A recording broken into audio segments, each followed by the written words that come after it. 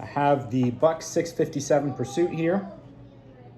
This is a skinning knife offered by Buck. Comes with a gut hook or without a gut hook. This particular model does have the gut hook, which I personally like. Initially, I wanted to get a Ranger skinning knife from Buck. And I'm still out from one of those, but it just so happens that they are really hard to find. So I picked this one up, and first impressions are, I really like it. It's a full tang, which is always great. Same 420HC steel that most other Buck knives these days come with. Really comfortable handle, very comfortable handle. One thing I like about it is it has a couple of grip points. One at the bottom for your pinky, one at the top for, actually two at the top for your thumb. Here for kind of bigger cuts when you first get into the animal. and down here for some detailed cuts, actually taking the hide off. That is a really nice feature. Typically I like leather, but but this is this seems like it's honestly a great sheath. Well built, has a nice thick insert in there. Tested sharpness right out of the box. You can see I actually just got this one in the mail today. Great value of a knife. $60 is what you can pick one of these up for, brand new. 9.5 inch blade, 9.5 inch overall, 4.5 inch blade, glass filled nylon, polyester sheath, of course, with the Buck Forever warranty, which I haven't really had to test out yet. For my other video, I did get one Buck 119 special that I ended up sending back, but that was within the 30 days, so didn't have to test out that warranty. Right out of the box, you can see, or maybe you can't see on the edge here. Let me see if I can't get that to focus. I see those little serrations there. So not a polished edge, not a bad edge, but just not a polished edge. We'll test that out on a piece of computer paper here.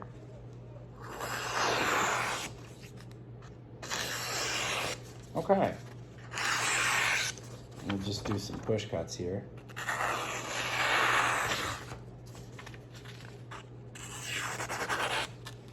Okay.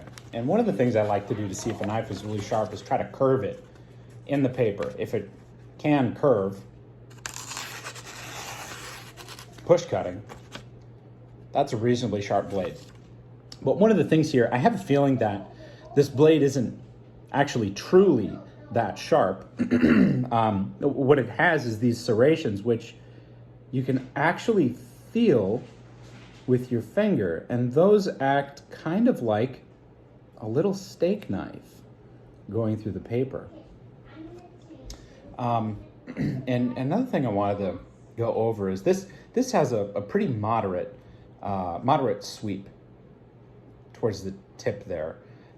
Some skinning knives, I have a few that they kind of swoosh back and forth. I've never really felt that that's terribly necessary, and it makes them quite a bit more complicated to sharpen. Another thing I'm noticing here is you see there's, and this I wish Buck hadn't done. If you see, there's a belly. There's a recess in the blade here. Whether that makes it more difficult to sharpen yet, I'm not sure. But on some, I have a kukri, which I actually have to use a special sharpening stone to sharpen because you can't get contact with the whole blade edge in one go, and then you can't tilt it up enough to get the angle you want because of of the way the stone is oriented to the blade. So, and what I might do there, because I'm actually going to test this out right now. Let's see if I can get my phone to stand up here. All right. So I actually just happen to have my bench stone set out, and this is the Smith's Tri-Hone. It's a great sharpening set, very cost effective. Comes in coarse, medium, and fine. The fine, I think, tops out a little low, something like 1,000 to 1,100. It is actually an Arkansas stone on top there, a soft Arkansas stone, or it might be medium. Kind of hard to tell sometimes, but this is a great set. About $20 to $30. You can walk out of the store or get it off Amazon. But let me see if I've already got my stone oiled up.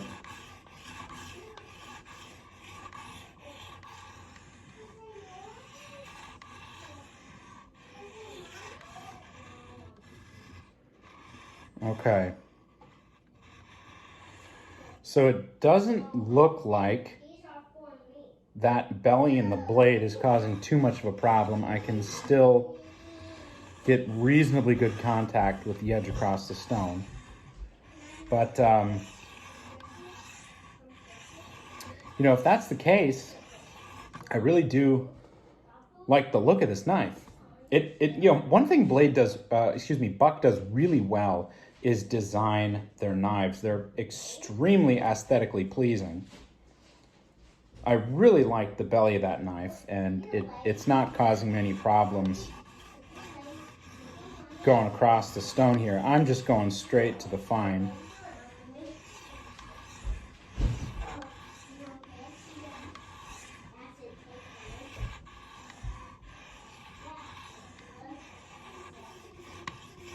All right. So you can see those serrations. Let me see if I can get a focus here. And they actually do, they're pretty deep. All right, so we did go through with the medium stone here and sharpened that edge up. Took away most of the serrations. The part that I really, and you can see here really what the belly does. Can't get the serrations out of that part of the knife, just because the belly doesn't let you reach it at the same angle that you're going to use for the rest of the knife. So not the biggest problem in the world. I have a couple of small Arkansas stones that I can use to sharpen up that belly. And, being a skinning knife, the belly's not going to do the lion's share of the work anyways. You're going to be processing game with pretty much tip through halfway on the blade. So just now checking for a burr. I do have the burr off pretty much the whole of the knife at this point. Just doing a couple of passes.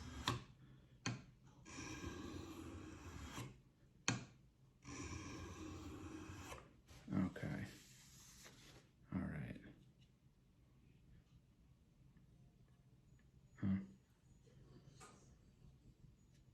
Okay. All right.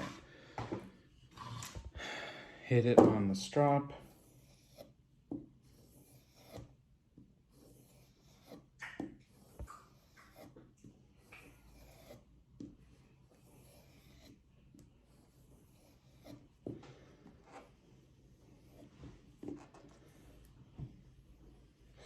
And I can actually feel, wow, the utility of, man, really nice indentations here. Nice finger grips. Just a very, very well designed knife. Very, very ergonomical. Okay, so we hit that a couple times with the green. Green, and what I have is kind of the middle grit. What is it? I don't know if it's like 5,000 or 10,000 or something. And then on the other side, I do have a red, which, and I think that's like 12,000. So just hit that real quick here.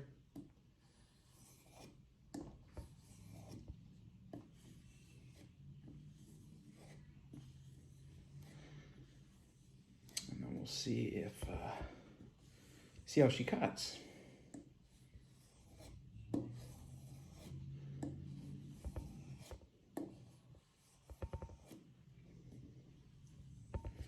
And one of the things that I started doing that really helped out with using the strop, you know, especially in applying compound, because this is, all right, so after maybe about 10 minutes of sharpening,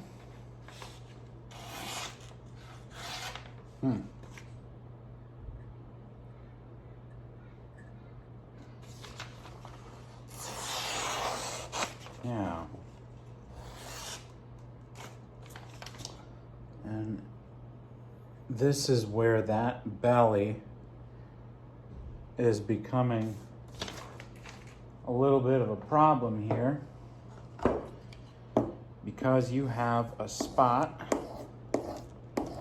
right in the middle of that blade there that isn't, it's kind of where the sweep of that belly begins.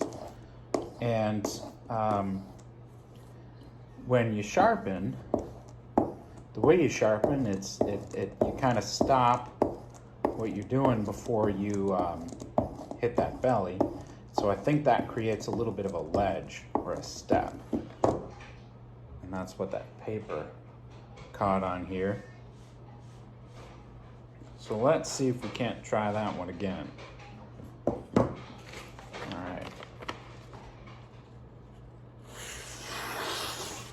Much, much, much better. See what you do with stropping, if you don't know already, you're just really knocking down any burrs that your knife might have. You're not sharpening, you're not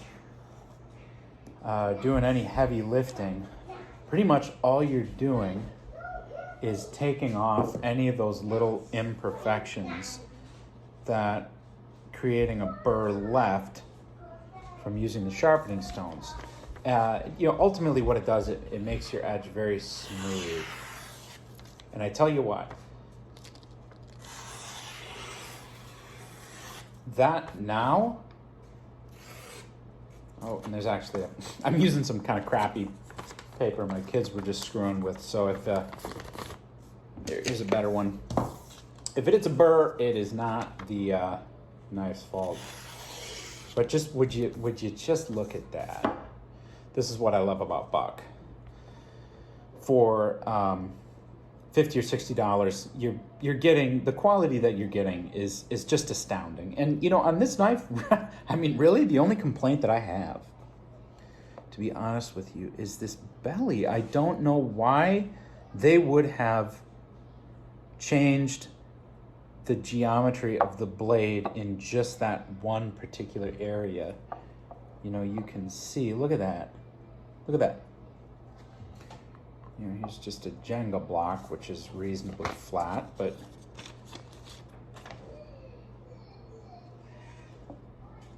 you know, there you go. Look at that. Just in one particular area. Why they did that is beyond me. That is, man, at its deepest point, I'd say a 64th of an inch. So that serves, to me, that serves no purpose unless there's a purpose I just don't know about. I would prefer that didn't exist. But as far as the rest of the knife, I mean, for crying out loud, where are you gonna find quality like that for $60? So